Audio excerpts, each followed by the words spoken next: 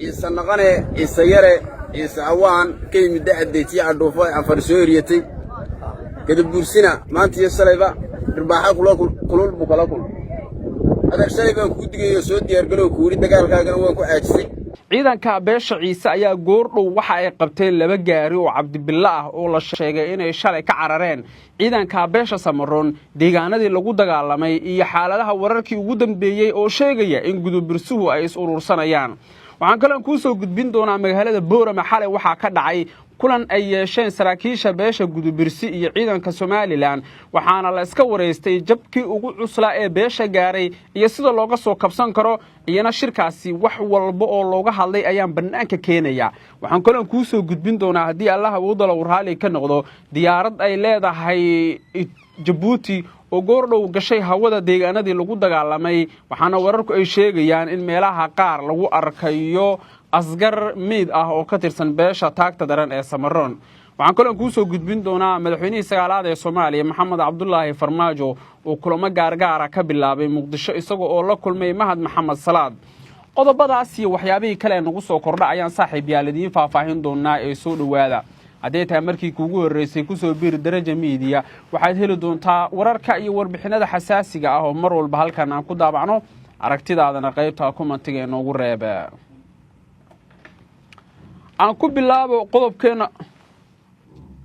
aan ku bilaabo qodobkeena ugu horeeya ee wararka iyo macluumaadka laga helayo deegaano kamida meelihii lagu dagaalamay ee gobolka Awdal ayaa waxa ay tilmaamayaan in beesha Ciise ay si weyn ugu sareysay dagaaladii ka dhacay meelo kamida gobolka Awdal wararka iyo macluumaadka la helayo ayaa waxay tilmaamayaan in ciidanka beesha Ciise ay hadda qabsadeen oo ay maamulayaan gacantana ku hayaan deegaanadii lagu dagaalamay oo ay kamid tahay dixda Sheekh Awaare iyo sidoo kale deegaanadii kale ee markaasi ku yaalay xuduuda Itoobiya iyo sidoo kale Soomaaliland deegaanka la yiraahdo Galmudoobe deegaanka la yiraahdo Jiddi iyo deegaanka dixda Sheekh Awaare waxa gacanta ku haya ciidanka Ciisaha dixda Sheekh Awaare iyo magaalada Boorame eeg muuqaalkan kooban oo cadeynaya inta kiiloomitir ay isku jiraan dixda Sheekh Awaare hadii ciidanka beesha Ciise ay gaareen waxay la mid tahay iyaga oo Boorama qabsaday sababtoo ah deegaankaasi waa deegaan u dhow magaalada Boorama ee xarunta gobolka Awdal shalay markuu dagaal ku dhacay waxaan helay xog aad iga yaabisay oo ah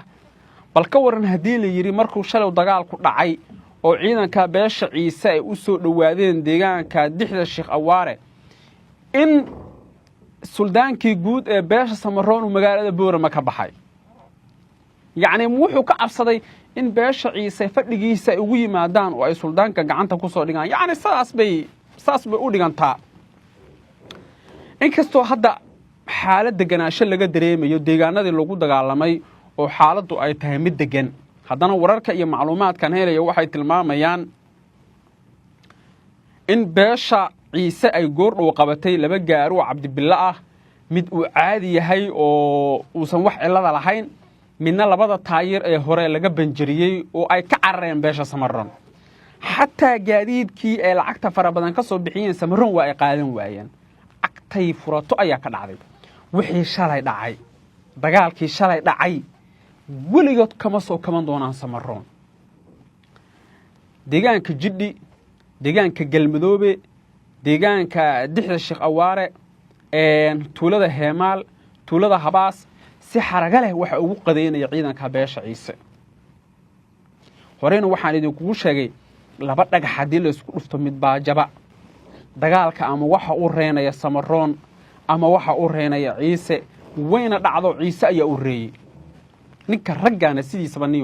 ninka ragga hadii laga guul dareysto waa inay qartaan waxaan u jeeday siyaasiyiin waaweyn oo beesha Samaroon ah oo si cad u sheegay in dagaalkii ka dhacay gobolka Awdal deegaanada Jiddi iyo Galmudoobe lagaga awood roonaaday ciidanka beesha Samaroon dulmiga Ilaahay ma jeclo quraankiisu ku sheegay axaadiista suubanaheeni Maxamed naxariis iyo nabadgelyo korkiisa Allah yeelay ayaa lagu cadeeyay dulmigu ma fiicna nimanka leeyahay Samaroonku way ismahdiyeen laakiin shalay waxa ku dhacay wixii ku dhacay ciidanka Soomaaliland gobolka Sool waxay ka qabsaday gaadiid dagaal baa laga qabsaday beesha Samaroon rag baa laga dilay rag baa laga dhaawacay rag baa laga hayaa rag baa ilaa hadda raq iyo ruuxda la laayahay rag baa iyagu oo dhiig oo ka dhamaaday laga helay duurka waxa soo dhan dhalinyarada waxa ku kalifay waa odayaasha fadhiya magaalada Boorama dagaalku wuxuu ka bilowday waa ogeedeen beesha Samaroon waatay tiri ciisuhu nalama dago iyagoo daga waliba nalama dago war Samaroon oo ka jooga maya haddana waatay yiraahdeen xeerka buuga ciise lama soo bandhigi karo war Samaroon oo ka jooga way diideen shalay wixii dhacay way u qabaan ciisuhu marka dagaal dambe inay qaadaan aniga ma qaba ciisuhu shalay wixii dhacay way u qabaan way ka laandheereeyeen nimanka odayaasha ah ee Samaroonka la yiraahdo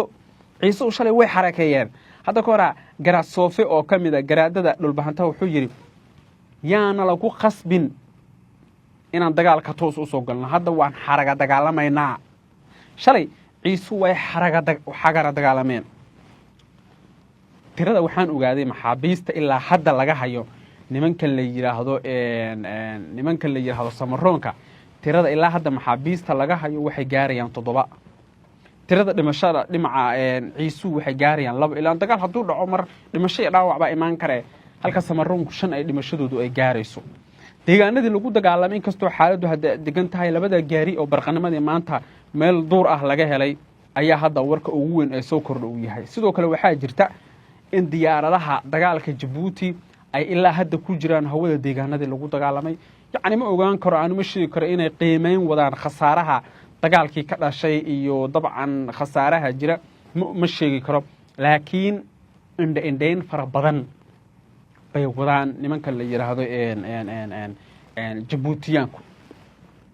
Ismaaciil Cumar Geelle ayaa maanta la siiyay xog faahfaahsan oo ku aadan dagaalada halkaasi ka dhacay isagoo sheegay in ay la yaab ku noqotay sida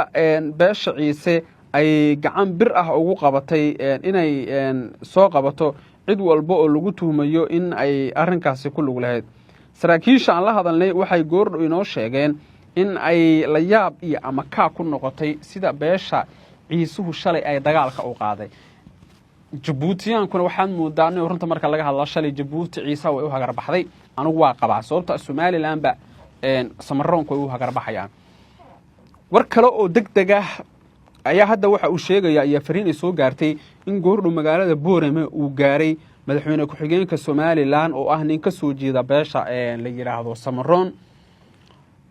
xogaha iyo wararka la helaya waxay tilmaamayaan in uu hadda socdo kulan degdeg ah oo u dhaxeeya suldaanka guud ee beesha Samaroon suldaan Cabdirashiid Doodi iyo sidoo kale madaxweyne ku-xigeenka Somaliland shalay suldaanku si weyn buu uga carooday wixii dhacay oo aad buu u xanaaqay wuxuu sheegay inuusan aysan macquul ahayn in ay dagaalada noocaas oo kala arka inay sii socdaan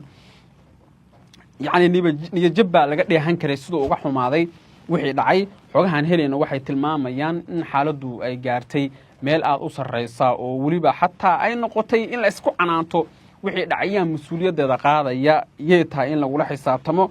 bay xataa sheekadu gaartay shalay sida ay tilmaamayaan wararka iyo macluumaadkan helayno saraakiil sarsare oo ka tirsan ciidanka beesha Samaroon waxay ii xaqiijiyeen in aysan u dulqaadan doonin wax ay ku tilmaameen ficilo foolxun oo lagula kacay beesha faca weyn ee Samaroon dabcan shalay Samaroonka jug weyn baa gaartay runta marka laga hadlo oo ku saabsan dagaaladii halkaasi ka dhacay wararka iyo macluumaadkan helayo waxay tilmaamayaan in Samaroonku ay hadda doonayaan in ay aargutaan isla markaana ay qaadaan tallaabooyin degdeg ah oo ay doonayaan in ay ku ciqaabaan cid walba oo dabcan falkan ka dambeysay ama ku lug lahayd sida ay tilmaamayaan wararkan helayno dhowr sargaal oo ka tirsan ciidanka beesha Samaroon goordhow waxay ii xaqiijiyeen in dabcan baaritaano lagu sameyn doono